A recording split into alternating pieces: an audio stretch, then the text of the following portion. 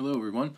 Hopefully in this video I'll be able to give an example of using the binomial distribution, which was discussed in an earlier video, and talk about how to use a calculator to help us with this, and then finally a quick little exploration of the expected value and the variance or standard deviation of binomial distributions.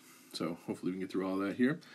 For starters, I'm going to fly through this one pretty quickly, but the general format, as we discussed, you can create any binomial probability distribution function just by knowing the number of trials and the probability of success. And you can generate a function just by knowing those two things. That's why there's this notation. This is a way of notating that you know you have a binomial distribution and it distributes with n trials and p probability of success. So when I spot a binomial distribution, I'm going to use this notation to lay out my parameters. Remember, to spot a binomial distribution, all you have to do is change the problem to determine is the probability or is the outcome going to either happen or not happen. Take, for example, we have 3 white marbles, 5 black marbles, and 2 green marbles. They're in a bag. One marble is drawn, its color is noted, and then it's replaced. So we're putting the marble back before we draw again. This is repeated 10 times. So we know 10 is the number of trials. Question is, what is the probability distribution where x, the random variable x, represents the number of green marbles drawn during the 10 trials? The reason I know this is binomial is because it says what's the probability where x represents the number of green marbles. Then if green marble is our target, then not green marble is going to be the opposite, or the converse. So this is binomial because we either get a green marble or we don't get a green marble. Some can get confused because there's black and white, but white marbles and black marbles all qualify as not green. So that's how we know it's binomial. So as soon as I identify that it is in fact a binomial distribution, I use my notation to establish my parameters. Now I know there are 10 trials and a 20% chance of success. 20% chance of success, by the way, comes from 2 green marbles out of 10 total marbles is a 1 in 5 chance. So that's where I got that from. Now that I know that, I can create my probability distribution function with my parameters in place. We have 10 instead of n, and we have 1/5 and 4/5 success and failure.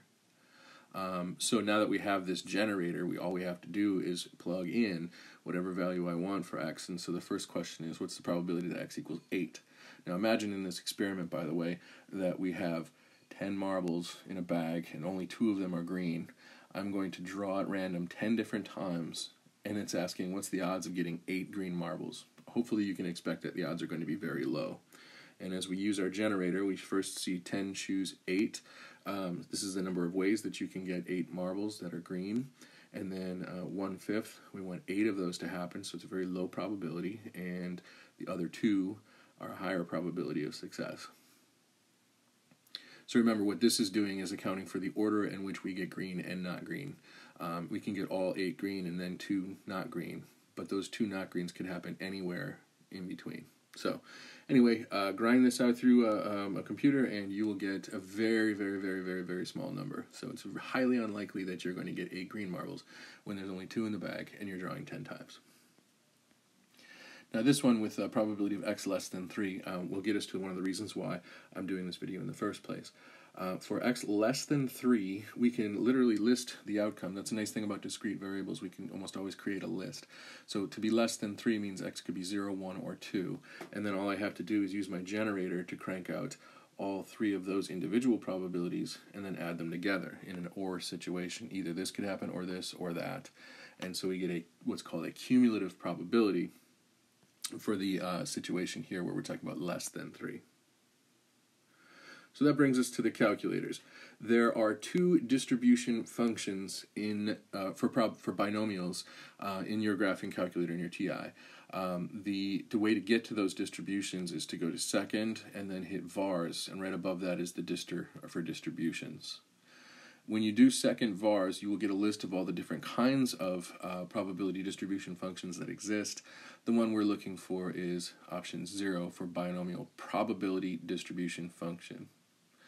Now right below that is A, which is a binomial, and it says CDF. That stands for cumulative distribution function. So whereas the PDF gives me a single probability for a single desired outcome, the cumulative will give you the sum of all probabilities at or below your x value. So if I do a cumulative distribution function with x equals 2, then it's going to give me the total probabilities for x equals 0, 1, or 2. So that's cumulative. It's going to add everything up for us. Now, two things you can do with your calculator then. You can go into function mode, pull up the binomial probability distribution function, 10 number of trials, 20% chance of success, and then you leave the desired outcome as a variable. Because we're in function mode, we can do this. Then when we go to the table, making sure that the change in table is 1, you can see over here, you can actually list all the different probabilities. So I can now say that in my experiment with 2 green marbles in a bag of 10 and 10 draws, that the probability of getting 3 green marbles is about 20%. The probability of getting 4 green marbles drops to about 9%, and the probability of getting 5 green marbles drops down to about 2.5%. So you can see it's a really elegant list for us. We can see all the different chances of getting the number of green marbles. And if I wanted to add these up, I can do cumulative distributions for that. However, you could just go right to the regular calculator mode, choose option A for binomial cumulative distribution function. Again, 10 trials, 20% chance of success, and then I let x equals 2. It gives me the following number, 0.677799, whatever. And that is essentially the same thing as adding the probability x equals 0, x equals 1, and x equals 2. In other words, if you take this number and this number and this number and add them together, you will get the probability of x less than or equal to 2. So please do learn how to use those calculators to do this work for us. It could save us a lot of time and energy. Quick note about cumulative distribution functions. Sometimes you're asked to find the probability of x being greater than or equal to 3. And you're going to use the cumulative distribution function. But when you're talking greater than or equal to, you have to remember the cumulative is a less than or equal to function. So we're going to have to use the converse. So if you have p probability of x greater than or equal to 3 is the same as 1 less the probability of x less than or equal to 2. So we're going to say basically let's take the probabilities from 2 out, subtract it from 1, and that'll give us the probability of 3 or more green marbles. So in order to do that, I pull up 1 minus the cumulative distribution. And this is a different problem, so that's why there's different numbers. But in this case, there's 5 trials, 70% chance of success, or 72% chance of success, and then 2 is the target number. So hopefully that makes sense to you. Last but not least, the video is getting a little long, so I'm going to have you refer to your notes. This is, I believe it's on should be around page 20 of your notes. And basically, this is not a formal proof, but it's a general proof for when n equals 3. You'd have to make n equal n to make this a formal proof. But it's a demonstration of a generalized probability distribution function with 3 trials. So this is the generator. This will give me the probability of x equals 0, the probability of x equals 1, and so on. So by using this probability generator, I can get these different probabilities for the outcomes. And this is given that I don't know what the probability of success is, so I call it P. And 1 minus P is the probability of failure. And that we call Q.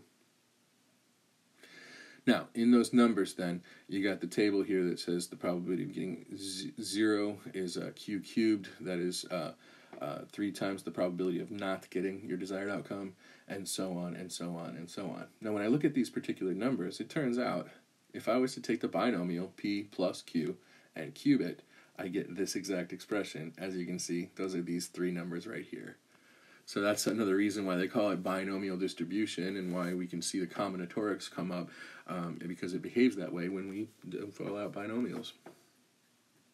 Now, what I did here was to find the mean.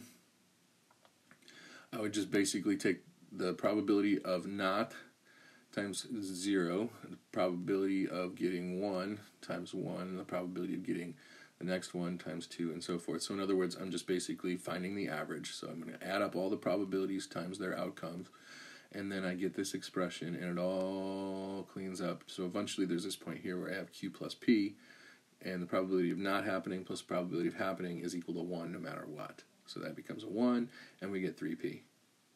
Now remember, n was equal to 3, so if we substitute back n, then we have the expected value is n times p. It's super elegant, super easy. It's way easier than finding the mean for other distribution functions. So the binomial is nice and elegant. And over here, in an interest of time, I'm going to have you check this out in the notes, but this is how I proved how to get the standard deviation, which is the square root of 3 times p times q. And if you take the 3 out and generalize it to n, again, this is not formal proof, but it's sort of intuitive. If we just do npq, take the square root, we've got the standard deviation for the binomial distribution. So again, nice and clean, super elegant. Now, to make a little bit more sense out of NP for the expected value, let's use some intuition. If you flipped a coin 100 times, you should expect to get 50 heads and 50 tails. That's an expectation. Now, if we use, first of all, we recognize coin toss is binomial. Either we get a head or we don't get a head.